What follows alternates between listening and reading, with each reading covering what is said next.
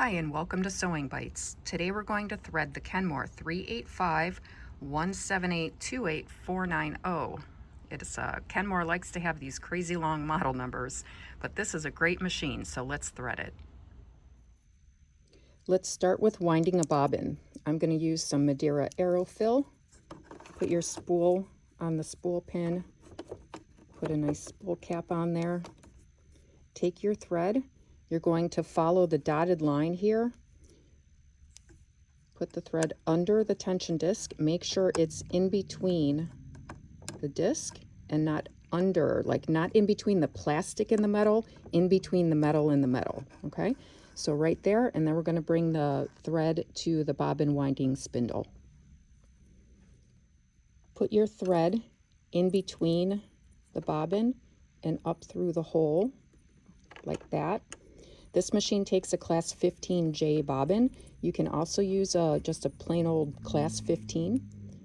Put your bobbin on the bobbin winding spindle with the thread from the hole facing up. Push it over to the right, and that has engaged your bobbin winder.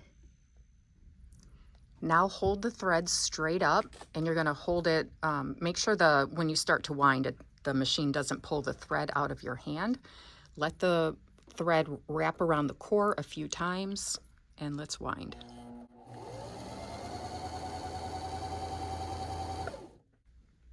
When it has wrapped around the center of the bobbin like that, now you can clip and continue to wind until the bobbin is full.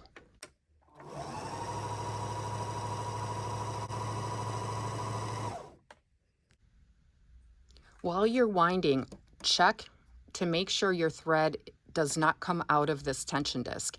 If it does, because some of them, they get loose over time, you can wrap this around twice like that, and then it won't pop out. This one is doing just fine, so I'm going to leave it as is.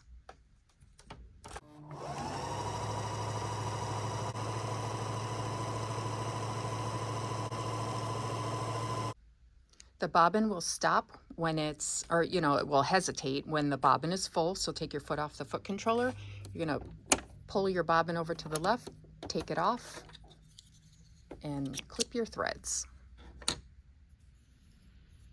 To install the bobbin, pull this black latch to the right, and your bobbin cover will come off.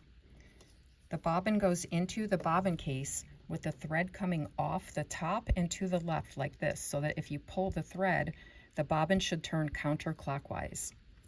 Drop the bobbin into the bobbin case. Put your finger on the bobbin just to put a little pressure on it. Pull the thread down like this into this groove at about 6 o'clock. Then you're going to pull the thread up toward 11 o'clock, and that will put the thread into the spring that is right here.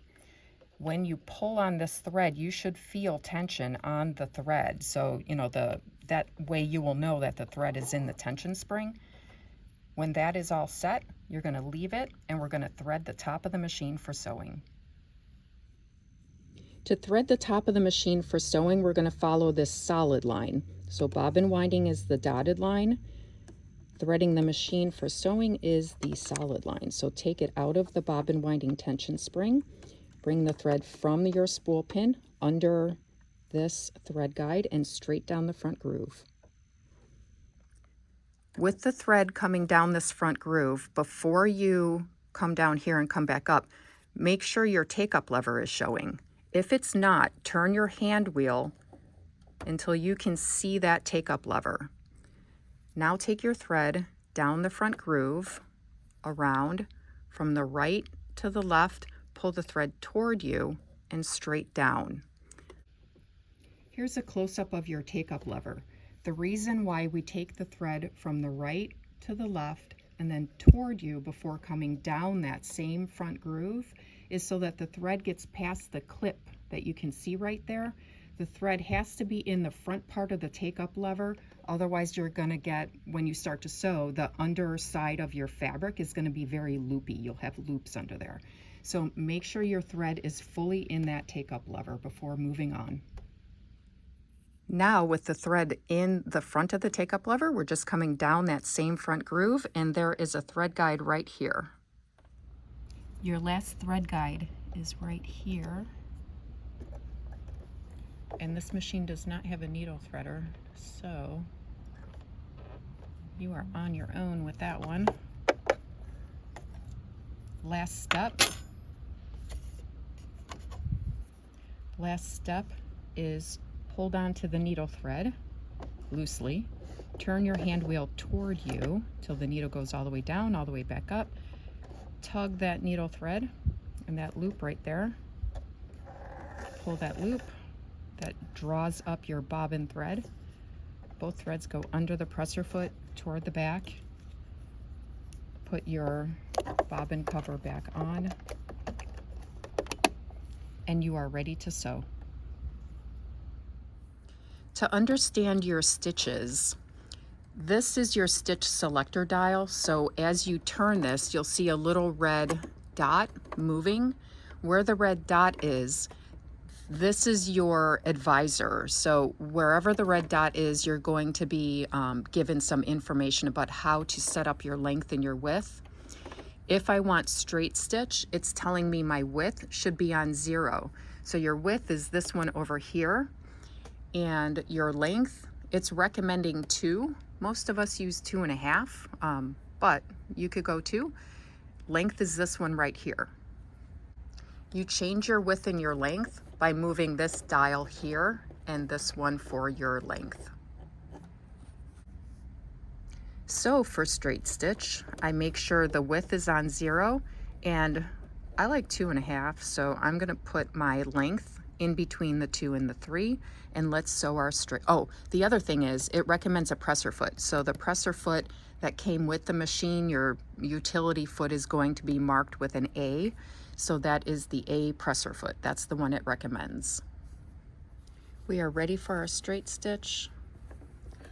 Lower the presser foot lifter, and let's sew.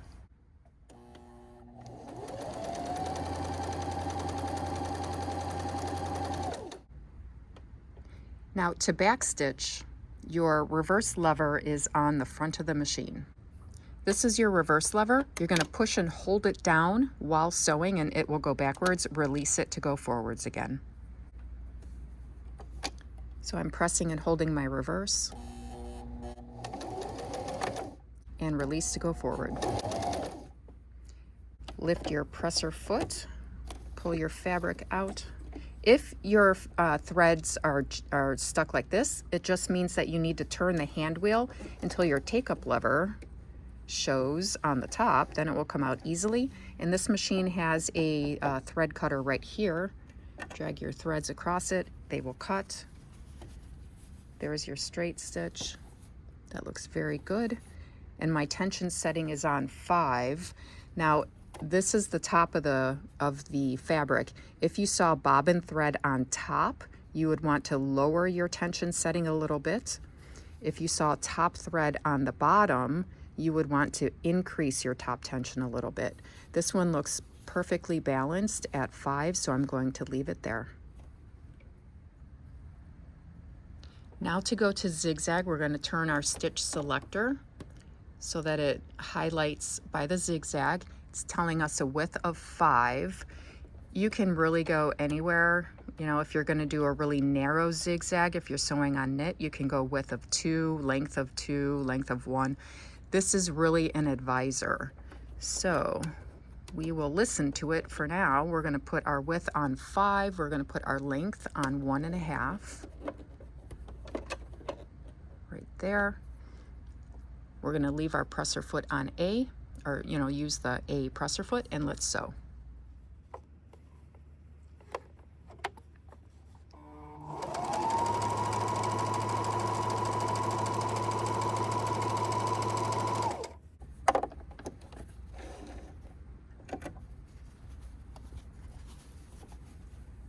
There's our zigzag. That looks really good. Now let's say you want to sew one of these yellow stitches down here. The way to access those, so let's say we want to sew this one here, which is kind of like a cross stitch right there. turn your stitch selector to highlight that stitch. If you want the red stitch to sew, you're going to follow the red. If you want the yellow one to sew, you're going to follow this yellow. So we're going to put our width on 5. The length is going to go to SS. Now to get there, this right here says stretch. So you're going to turn your dial left. So you go past the 0 until you see that yellow arrow right there. That's going to activate that stitch. So let's sew it.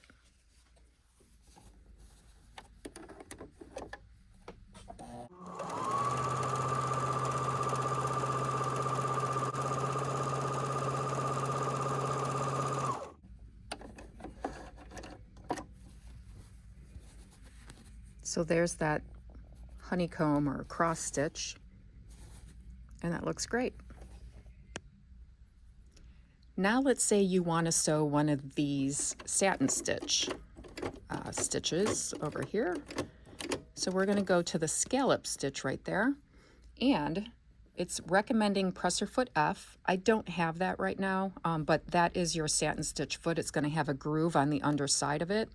Your length is going to go to 0.5, and you will see when you turn this dial, you have a blue, a red, and a green line. That corresponds with these stitches here. So the blue means that you're going to use that length setting for your 4-step buttonhole. You can also use it with the red stitches. You can also use it with the green. There is no yellow line, so you can't use it with the yellow. To activate these, you're going over to that yellow arrow. Okay, so with this selected, our length is on 0.5, our width is on 5, and let's sew it.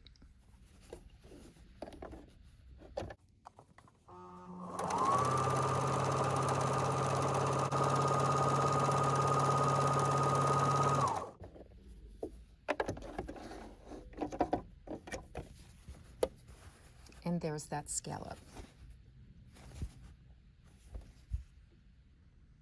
That's how you thread the Kenmore 385-1782-8490. If you have any questions, please put them in the comments, and thank you for watching Sewing Bites.